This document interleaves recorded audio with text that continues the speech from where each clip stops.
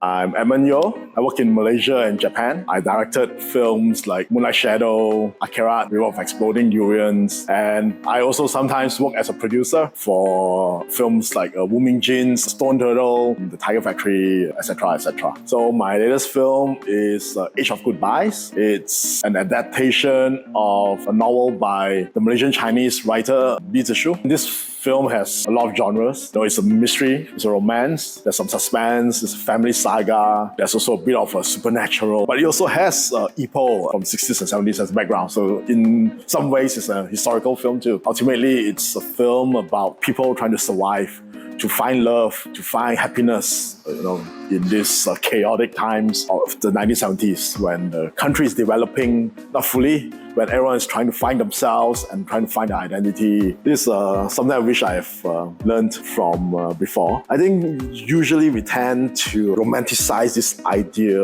of working on this masterpiece for a decade. I think it's good to be passionate about this one project, but also remember that while you're working on that one project, you should be working on other stuff too, because you need time and experience to build up the necessary techniques and, as I said, experience so that you can do justice to your passion project. For example, for me, I don't think I'm multitasking. I think that it's about being creative. We are in an industry of being creative. If I can work on multiple stories, 2 or 3 different stories at the same time, for example, I can learn things from project A, which I can apply on project B. And project B, I could meet people from project B, which I can also help me for project C. So these things, they tend to work. It's like a synergy. So I always believe that we should keep ourselves busy. We should keep grinding. I think the process, the journey itself is more fun this way when you're surrounded by cool and fun people to work with. By doing this, I can learn enough for the next project, because I always believe that the best project is always the next project.